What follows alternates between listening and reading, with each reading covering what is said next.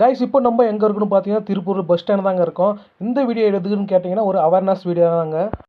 என்ன மாதிரி திருப்பூருக்கு புதுசாக வரங்க யாரும் எந்த இடத்துல ஏமாறக்கூடாதுன்னு சொல்லிட்டு தாங்க நான் இது வீடியோ போடுறேன். நான் ஆல்ரெடி ஏமாந்துருக்கேன். ஸோ யாரும் ஏமாறதுக்குன்னு சொல்கிறதாக தான் இந்த வீடியோ போடுறேன் கைஸ்.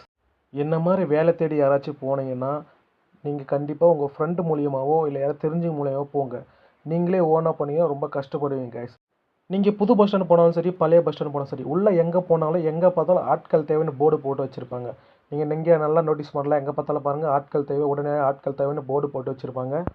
நீங்கள் ஏஜென்ட் மூலமா வேலைக்கு போகிறீங்கன்னா ஃபஸ்ட்டு அவங்ககிட்ட கேட்க வேண்டிய விஷயம், நீங்கள் ஏஜென்ட் ஃபீஸ் எவ்வளோ வாங்குவீங்க அப்படின்னு நீங்கள் கரெக்டாக கேட்டுக்கோங்க. உங்களுக்கு என்ன வேலை தெரியும் அந்த வேலையை நீங்கள் போங்க.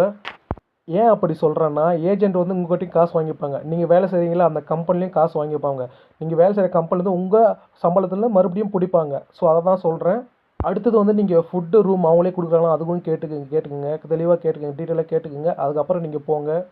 கடைசியாக ஒன்று சொல்கிற விஷயம் என்னென்னா, உங்கள் ஒரிஜினல் ப்ரூஃப் எந்த இடத்துல நீங்கள் கொடுக்காதீங்க. எங்கே கொடுக்குறதாலும் உங்கள் ஜெராக்ஸ் மட்டும் தான் கொடுங்க. ஏன்னா மறுபடியும் நீங்கள் கொடுத்துட்டீங்கன்னா சரி உங்கள் வேலை பிடிக்கல சொல்லிட்டு ரிட்டர்ன் போனீங்கன்னா அவ்வளோ சீக்கிரத்தில் உங்கள் வந்துங்க உங்கள் ஒரிஜினல் ப்ரூஃப் அவங்க கொடுக்க மாட்டாங்க. முடிஞ்ச அளவுக்கு திருப்பூர் போகிறவங்க உங்கள் ஃப்ரெண்டு மூலிமா உங்களுக்கு தெரிஞ்ச மூலங்க போங்க. அது உங்களுக்கு பெட்டராக இருக்கும்.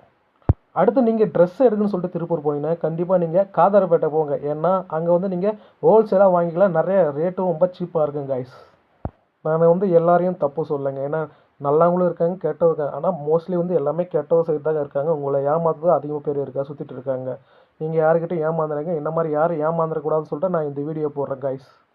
திருப்பூரில் நீங்கள் யாராக இருக்கீங்க, எங்கே ஒர்க் பண்ணி சொல்லி கமெண்ட் பண்ணுங்கள் கைஸ். நம்ம வீடியோ பிடிச்சிருந்தா கண்டிப்பாக லைக் பண்ணுங்கள், ஷேர் பண்ணுங்கள். All the best guys. கடவுளை எல்லாரும் காப்பாற்றட்டும். தேங்க்யூ.